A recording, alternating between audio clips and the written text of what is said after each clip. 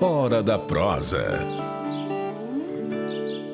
A gente está começando mais um Hora da Prosa aqui, e o nosso convidado de hoje é o diretor operacional do SINDAG, Cláudio Júnior Oliveira. Olha, a gente sempre quando fala sobre o tamanho da frota de aviões agrícolas do Brasil, a gente se assusta, porque ela vem assim num crescente muito importante.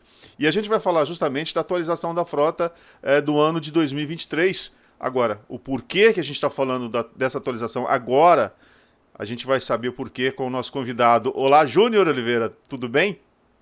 Olá, Cláudio, tudo bem? Obrigado mais uma vez pela oportunidade aí de estar aqui no seu programa, que é extremamente ouvido pelo nosso setor de aviação agrícola. Sempre um prazer estar junto aí, participando. Ô Júnior, a gente se assusta, né, com esses números tão importantes e que trazem, né, que fazem um impacto, né, causam um impacto muito grande em todos nós. A gente está falando de impacto econômico, a gente está falando de impacto na nossa segurança alimentar, enfim, no impacto tecnológico de tudo isso, né, de todo esse universo que circula aí, que permeia a aviação agrícola. E eu queria que você falasse, então, trouxesse essas novidades, esses números, que a última vez que foi atualizado foi em 2021. Exatamente, Cláudio. Nós tivemos esse levantamento de frota em 2021, realizado pelo Dr. Eduardo Araújo, uma pessoa extremamente respeitada, um profissional muito respeitado no setor. Já como professor, desde a década de 70, ele voou os primeiros Ipanemas no Brasil, e já durante muitos anos ele faz esse levantamento de frota, e por bondade dele me concedeu essa oportunidade de fazer o levantamento da frota 2023, é uma honra muito grande para mim, sempre Parabéns. posso prestar uma homenagem a ele, que está aí atuando, né, uma pessoa atuante no setor, e estamos trabalhando, está trocando o pesquisador, mas a origem é de lá e a revisão foi dele. Então, a gente permanece aqui com essa, a gente costuma dizer, uma lenda viva, né, dentro do setor aeroagrícola. E para nós é surpreendente, viu, Cláudio? Esses números de 2021 para cá, eles cresceram significativamente. Lá em 21, nós tínhamos 2.432 aeronaves. 2.432. Já em 2023, nós chegamos em 2.539 aeronaves. Então, portanto, um crescimento de 4,3% nesse 21 a 23. E é importante destacar que os dados utilizados são da Agência Nacional de Aviação Civil. Obviamente que não é simplesmente colocar lá aeroagrícola que vai puxar essas informações. Nós temos que fazer muitos filtros por modelo, por tipo de aeronave, confirmando se é de empresa, se é de fazenda. Então, é um levantamento não tão simples assim. De fato, ele demora um pouco para ser realizado, porque a gente se preocupa com essa informação que serve de base para muita coisa depois aí que vem pela frente, né, Cláudio? Júnior, você me antecipou que o último levantamento foi de 2021, nós estamos em 2024, mas de 2021 a 2023 nós tivemos aí alterações importantes nesses números? Sim, tivemos sim, Cláudio. A principal movimentação é que o importado ele está chegando cada vez mais perto da frota nacional, que são os Ipanemas, e tem outras marcas mais antigas, mas basicamente aeronaves novas que são vendidas hoje são da empresa Embraer. Uhum. Os importados já estão 47% da frota e o nacional 53%. Esses números tinham uma distância muito maior, era 58%, 59%, foi caindo para 56% e agora 53%. E de fato, há 2 semanas nós estávamos nos Estados Unidos, na fábrica da Air Tractor, lá no Texas, e conversando com o CEO atual da Air Tractor, soubemos que o Brasil é o maior cliente de aviões Air Tractors do mundo. Nem os próprios Estados Unidos compram mais aviões Air Tractor do que o próprio Brasil. E da mesma forma aconteceu com os Trushes. Nós estivemos conversando com o CEO da Trush e eles estão fornecendo mais aviões para o Brasil do que para os Estados Unidos. Então a gente consegue entender que o mercado brasileiro ele tem crescido de alguma forma, a sua agricultura tem sido mais robusta, assim como os aviões devem estar ocupando lugares aí de tratorizados e até mesmo de costais, porque a frota importada, onde representa os aviões de maior porte, tem crescido muito nos últimos anos. Agora, não é só o importante, o impacto que causa no aumento de aeronaves, mas para você operar uma aeronave, você precisa de uma equipe, você precisa de um conjunto de equipamentos, né? Então, quanto mais aviões, maiores são esses equipamentos, maiores são o número de pessoas que compõem aquela equipe. Algumas variáveis a gente acaba analisando nessa tua fala, extremamente pertinente. O Congresso da Aviação Agrícola do Brasil está crescendo muito. E não é somente por competência do SINDAG, obviamente que eu sou uma pessoa que não poderia estar falando isso, porque eu sou totalmente a favor, né, do Congresso, porque organizamos ele. Mas, de fato, o setor tem crescido demais no país, impulsionado pela soja, que cresce mais de 4% ao ano, cana, que cresce mais de 3% ao ano, já há 20 anos. Isso tudo acaba gerando, fomentando o crescimento do setor de aviação agrícola.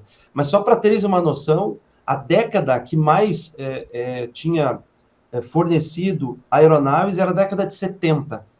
Por quê? Foi criado o Ipanema nesse período. Então, a década onde houve o maior crescimento nos últimos anos tinha sido a década de 70. Só que mudou, virou o jogo. A década de 2010 até 2020 foi a década de maior crescimento, maior venda de aviões na história do nosso país, de aviões agrícolas, né?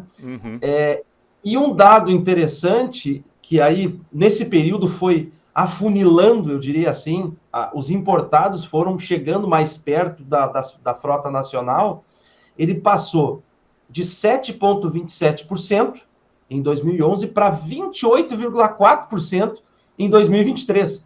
Hoje, a participação das aeronaves grande porte já chega aí a 30% da frota brasileira. Nos Estados Unidos, em conversa com a NAAA, que é a Associação Americana de Aviação Agrícola, similar ao SINDAG no Brasil, eles colocaram que a frota deles, 90% delas são aeronaves turbo, e no Brasil é 28,4%. Quer dizer, esse crescimento de aeronaves turbo é exponencial. Não vejo parada tão cedo disso, porque cada vez mais está se afastando de pequenas produções e se aproximando dessas grandes produções no Brasil, pegando espaço principalmente dos tratorizados. Ô, Júnior, quando a gente fala de aviões turbos, nós estamos falando de aviões turbohélices que usam a turbina, enfim, e o outro é a aviação motor convencional, a pistão, enfim.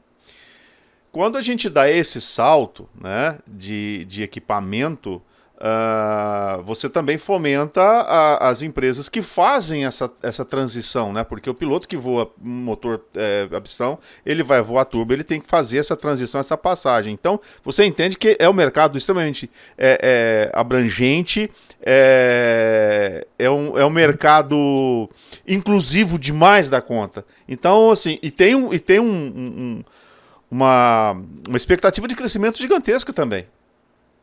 Tem uma expectativa de chegarmos a 3.010 aeronaves em 2027, como já falamos em outro encontro aqui, só que eu confesso aqui que, como economista responsável por essa pesquisa, eu me surpreendi, porque a Air Tractor quer botar 100 aviões, botou 85 agora em 2024 no Brasil, eles querem botar 100 aviões em 2025 no país.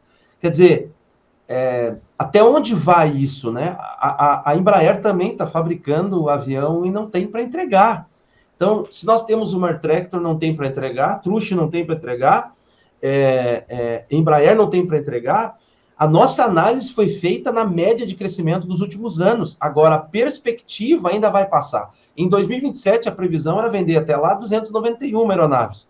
Só que, de fato, já estou vendo aqui que a tendência é de vender muito mais para o país, né? Embora tenha todos os aspectos aí em relação à restrição e proibição, a tendência é de maior crescimento e de maior venda, né?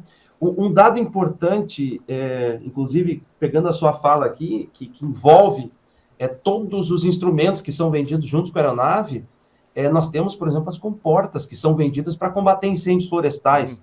Quer dizer, nós precisamos de aviões grandes. O tamanho das comportas também muda.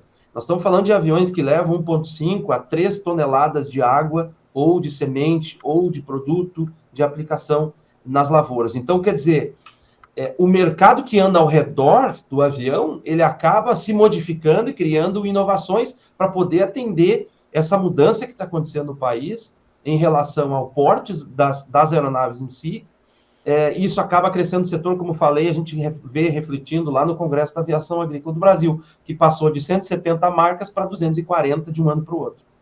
Então é significativo, Cláudio. É um salto gigantesco. Percebe que é um setor que está em plena evolução e movimento, né? O que é bom hoje já não vai ser útil amanhã, devido justamente a esse upgrade que vem sendo feito. E o uso da aeronave também, no uso intenso da aeronave no combate aos incêndios no Brasil tem crescido demais. Não só dado a sua eficiência, mas principalmente pela rapidez com que ela atua. Exatamente.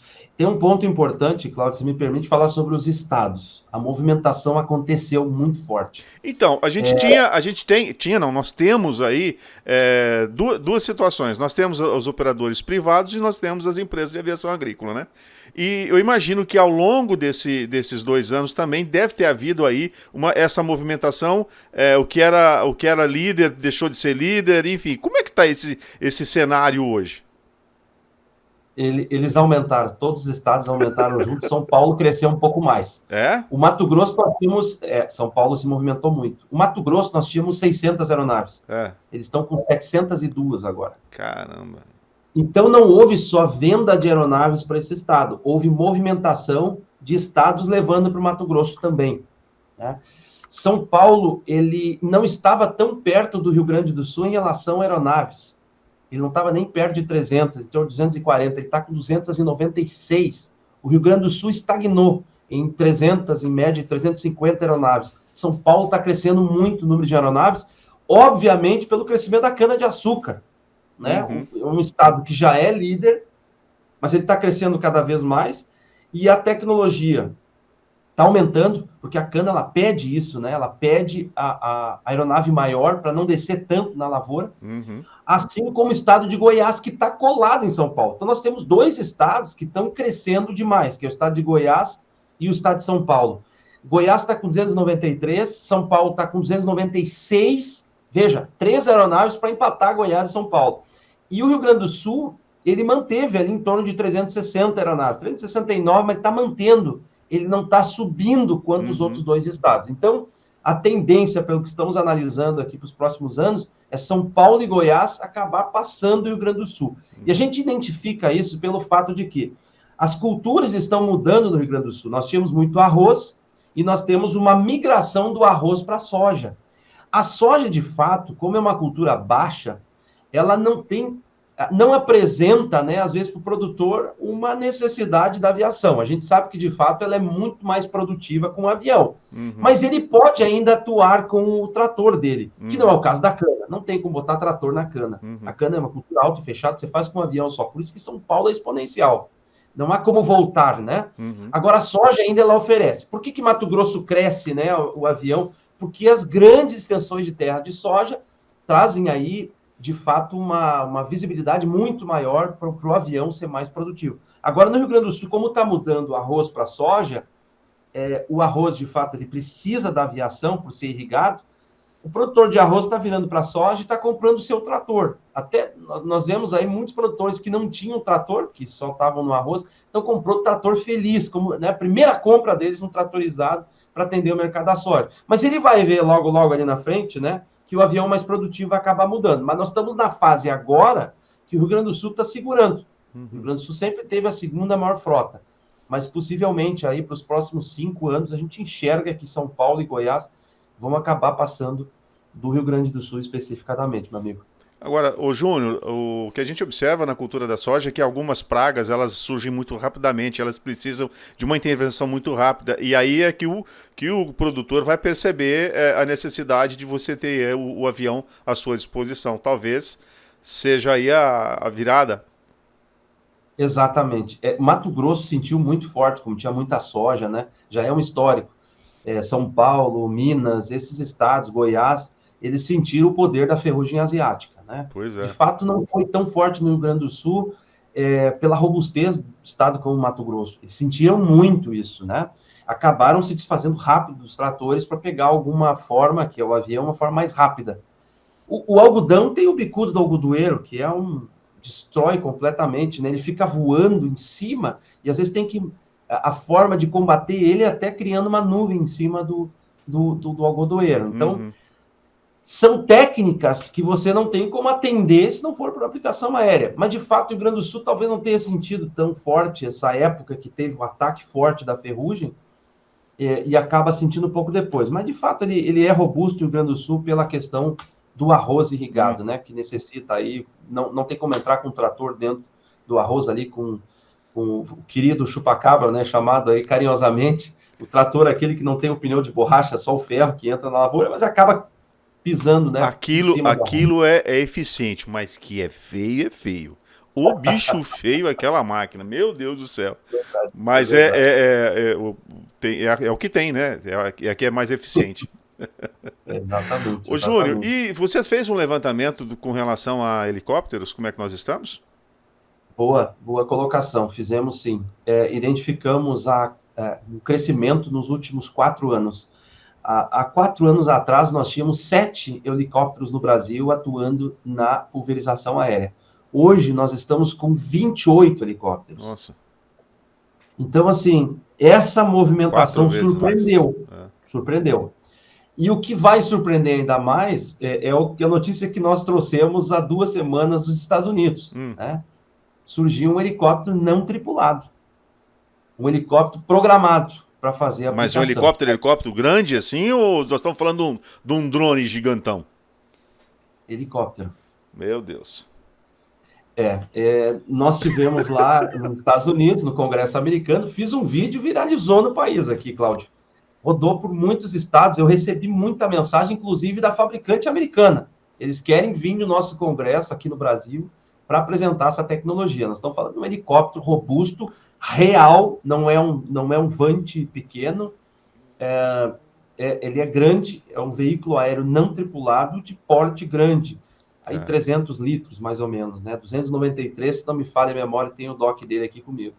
Uma aeronave robusta, que chamou a atenção de algumas empresas, inclusive fizeram contato comigo, associadas, que têm helicópteros, estão atuando nas lavouras, para saber como funciona, já passei os contatos, mas me parece que ainda está um pouco caro, né, para manter um helicóptero como esse, a operação dele não é tão barata, e claro que tem uns desafios ainda de aeronavegabilidade dele, né, como é que o piloto vai conseguir trabalhar isso no campo? Não dá para errar, né, Cláudio, nesse caso? Não dá. Se errar, o custo é elevado, né? E o piloto está no chão, então linha divisada, tudo isso aí tem um desafio para vencermos. Certamente vai ser aí, os pilotos dessas aeronaves certamente serão aí ex-militares que operam esses Vante militares, enfim, tem um caminho. Porque essa operação remota e essa operação por controle remoto, digamos, ou automatizada, é muito comum em máquinas, por exemplo, mineradoras.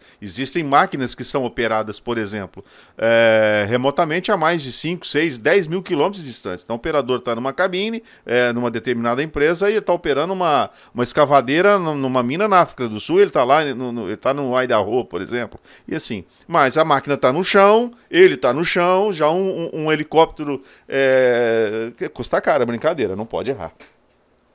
E principalmente que ele pode ser um teleguiado, né? Você coloca onde quiser esse equipamento grande, né? Ele é robusto, então precisa ter talvez alguns controles, enfim. Eu acho que o DCEA vai ter que pensar muito sobre isso, que é o Departamento de Controle de Espaço Aéreo, um trabalho enorme para o CENIPA na investigação de acidentes aeronáuticos, porque, de fato, uma aeronave que é controlada no chão, o piloto não está dentro, então existem questões de segurança operacional que podem envolver passar em cima de uma estrada, enfim, chegar perto de algum lugar. Isso tem sido muito discutido, né, Cláudio? É claro que toda tecnologia ela tem um tempo para se estabelecer, ela tem algumas perdas durante a caminhada dela, porque é um aprendizado até ela se consolidar. Então, tem um tempo para ser construída de tecnologia para chegarmos no adequado, no correto, enfim, no melhor momento, né? Tem um caminho a ser construído. Mas, de fato, os helicópteros têm crescido muito no país, ele pode atender culturas como banana, culturas onde tem um solo muito irregular, montanhas, etc. Então, ele está crescendo. No Maranhão, eu tive a experiência de estar lá fazendo um dia de campo com um helicóptero e um avião, e, de fato, o helicóptero é extremamente eficiente. Também é uma aeronave muito boa, robusta, pode atender qualquer tipo de cultura, né? É muito versátil, né? Muito versátil, exatamente. Ô, Júnior, esse levantamento também contempla os drones? Ou ficou restrito a aeronaves mesmo? Nesse levantamento, somente aviões e helicópteros. Nós estamos falando muito sobre levantamento de drones, Cláudio. Foi boa a tua colocação, que nos dá a oportunidade de clarificar sobre o tema. Os aviões e os helicópteros estão dentro da Agência Nacional de Aviação Civil. De fato, eles são extremamente visíveis, né? Dificilmente vai ter uma aeronave sem regulamentação, porque ela é fácil de tirar foto e enviar para a ANAC, a polícia vai lá, inclusive o próprio DSEA acompanha isso com os radares que tem aqui nas fronteiras do Brasil. Então, se tiver alguma aeronave não reconhecida, vai um caça lá e resolve a situação, se for até questão de invasão no país, ou isso de fato já tive na DSEA e vi isso em loco. Uhum. Agora, as aeronaves pequenas já é diferente. Embora a ANAC tenha aquele registro, e o Ministério da Agricultura também tenha o registro, estamos conversando sobre o Siscomex, a importação de drones de pulverização para o país, que está me parecendo um pouco mais adequado no momento. Porque o último levantamento feito em fevereiro desse ano mostrou 9.990, em média, aeronaves importadas. E no Ministério da Agricultura tinha um pouco mais de 2.000 registradas. E lá na ANAC tinha também mais ou menos em torno de 4.000.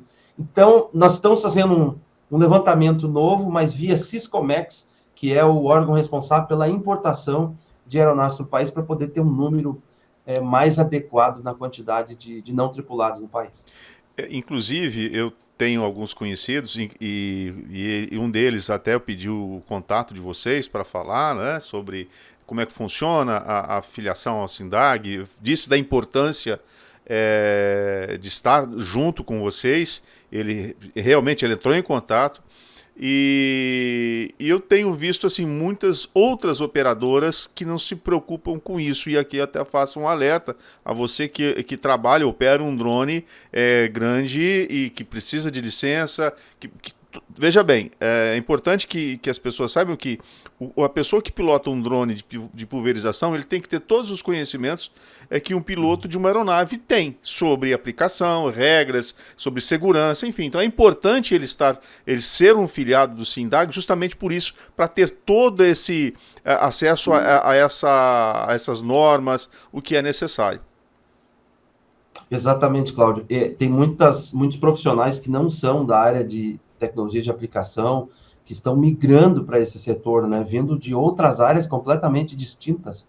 Essa é a nossa grande preocupação, porque a aplicação aérea em si é algo muito sério e algo que tem responsabilidade civil, inclusive, né? Você está lidando com um produto que é um remédio. O médico, ele tem autoridade para dar um antibiótico para nós. Aliás, nem podemos comprar sem autorização dele. E a dose correta, né? A dose correta.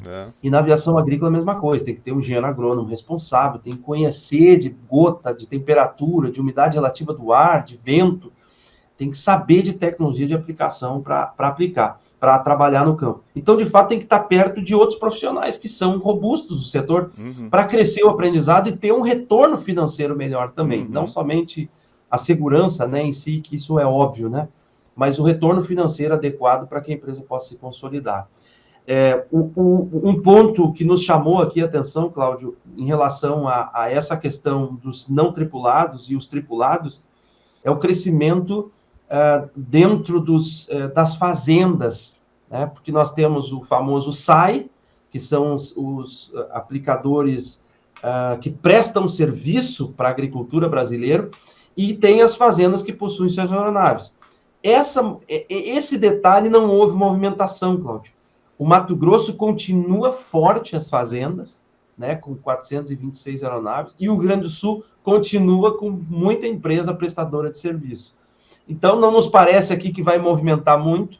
Agora, de fato, os drones, eles têm se espalhado em todos os estados de forma generalizada. Em empresa que presta serviço tem entrado também, mesmo que tenha aviões, né, eles estão promovendo também uma outra forma de aplicação, principalmente naquela faixa de 250 e 500 metros que o avião não aplica. Eles têm entrado forte também. E isso independe, fazenda ou empresa que presta serviço de tecnologia de aplicação aérea.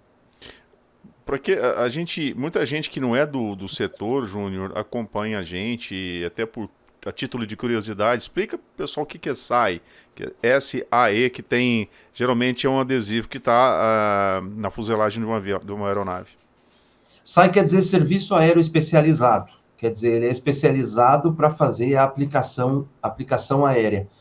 E aí nós temos os TPPs, que são as fazendas que compram aeronaves para uso próprio, né? As agências têm modificado alguns pontos. A ANAC, por exemplo, ela trata todos iguais. Já o Ministério da Agricultura, não. Ele enxerga o prestador de serviço de uma forma e a fazenda que presta serviço de outra forma. Documentos distintos, às vezes, mais robustez em quem presta serviço, em muitas áreas do Brasil, mas o que a gente está vendo em mudanças de portaria para o futuro aí é realmente unificar isso. Mas a discussão está aberta, né? Está aberto o edital da nova portaria para aviação agrícola, estão recebendo muitas informações do país, o SINDAG tem fomentado isso para as entidades participarem, colocarem suas manifestações em relação à distância de aplicação e várias outras questões que estão em voga aí no setor de aviação agrícola. Tudo isso está aberto, né? O jogo está aberto para essa nova regulamentação. Bom, Júnior, a gente recebendo essas informações desse levantamento agora, né? Estão no finalzinho de 2024, o próximo levantamento será quando? Provavelmente em março nós queremos apresentar como houve esse gap desse ano. Nós vamos trabalhar forte no início do ano já para puxar esses dados de 2024 e já trazer um comparativo 23, 24, que eu acho que é extremamente pertinente para entender a economia do setor, o crescimento ou não, né, a robustez, quais áreas que estão crescendo mais, enfim, para ter um novo entendimento sobre a atividade no Brasil. Mesmo porque o Congresso vai ser logo ali já, né? 2 meses, 2, 3 meses depois. Exatamente. A ideia é apresentar no Congresso, sem dúvida nenhuma, e já com esse número da frota, que é a base para analisar de novo as perspectivas econômicas e de sustentabilidade do setor, já no Congresso nós teremos essa perspectiva nova aí, por cultura, analisando as movimentações que estão acontecendo no país. Mas tudo começa por ela, tudo começa pela frota de aviões e helicópteros agrícolas do país. Ô Júnior, esse levantamento já estará disponível no site de vocês, do SINDAG, ou como é que faz para acessar esses dados? Ou não será possível? Já estão disponíveis, sim, Cláudio, pelo www.sindag.org.br, vocês podem acessar. Tem um link procurar ali em cima à direita, você pode colocar frota, mas ele vai estar logo no início ali em notícias, já vai estar aí para quem está acessando agora essa informação, e nós vamos colocar num link específico ali no site do SINDAG, inclusive, como a gente está fazendo aqui online, tem essa maravilha de poder acessar e passar a informação correta. No link Aeroagrícola, no primeiro item lá no menu Aeroagrícola, dados sobre a frota, um subitem. Você vai ter acesso a essa nova pesquisa que realizamos aí da Frota 2023. Tá bom. Júnior, eu queria muito agradecer e lembrando que a gente está às vésperas de 2025, queria que você deixasse uma mensagem aqui para o nosso público, né, para os empresários do setor, aqueles que estão ligados de forma indireta à aviação agrícola, que são extremamente importantes, assim como os pilotos, os empresários, enfim. Esse ano foi um ano de muitos desafios, né, para o setor de aviação agrícola, passamos momentos complexos, difíceis, mas a gente viu que ele cresceu. E assim acontece na nossa vida, né, Cláudio? Eu tive uma perda muito grande nesse ano, que foi meu pai. Puxa. Dia 3 de janeiro ele faleceu, eu fiz de aniversário, 2 de janeiro ele faleceu dia 3 nos meus braços no hospital, já sabendo da situação, estávamos acompanhando um ano e alguns meses uma situação complexa de saúde dele, e dia 3 de janeiro ele faleceu. Mas me deixou muitos aprendizados, e eu gostaria de deixar aqui 3 aprendizados que ele me deu no dia 2 de janeiro de 1994, quando ele sentou na cama, do meu lado, eu era bem novo, ele disse: filho, vou te deixar 3 demandas. Número 1, ame a Deus sobre todas as coisas. Ele era muito religioso e falava muito sobre amor. Segundo ponto é, cuida bem do teu tempo, porque ele passa muito rápido. E o número 3 vai buscar conhecimento. Ele dizia, vai buscar o teu canudo, filho. Eu ia entregar para ele em março o meu 7º canudo de doutorado, de PhD, e eu dizia para ele em dezembro, pai, firme aí, pai, em março eu tenho que te entregar o último canudo. Mas esse ano recebi o convite para fazer o pós-doutorado. E eu vi que não era o último canudo. Quer dizer, a vida ela traz surpresas na nossa jornada. E a gente tem que estudar, cuidar bem do nosso tempo e amar muito para poder ter uma vida com significado. Então, eu queria deixar esse recado maravilhoso do meu pai. Um abraço a todos, um feliz ano novo, abençoado para todas as famílias e que venhamos a aprender. Aprender principalmente que tudo se muda nessa terra, a gente precisa estar pronto para se adaptar e ser extremamente feliz através do amor. Eu achei que esse legado que teu pai deixou, ele não deixou para você única e exclusivamente. Acho que o teu pai mandou um recado para todos nós, que às vezes ficamos aqui pensando, né, o que fazer com o nosso tempo, né, o que fazer, e quando a gente fica se perguntando muito sobre o que fazer, muitos já estão fazendo e usando esse tempo precioso que nós temos que não volta mais. Então acho que o legado que teu pai deixou foi para todos nós. Então ao seu pai, eu sei que ele está olhando para a gente aqui embaixo e falando, meu Deus, eu preciso cuidar mais desses meninos, porque o meu filho eu cuidei bem, mas tem muita gente que está precisando dos meus conselhos, dos meus ensinamentos. Então espero que esses ensinamentos, né, como desejo, para um outro ano que vem pela frente, aí 2025, seja para todos, que vocês possam receber esses desejos, esses conselhos, esses ensinamentos, pois assim nós teremos um mundo melhor, muito melhor do que nós temos hoje. Então, obrigado a seu pai por ter deixado esse legado para todos nós. Obrigado, meu amigo, pela oportunidade, sucesso sempre nesse programa aí, que é um marco para todos nós do setor. Tá bom. Um abraço a todos. Feliz ano novo, meu amigo, tudo de bom. Obrigado igualmente. Hora da Prosa.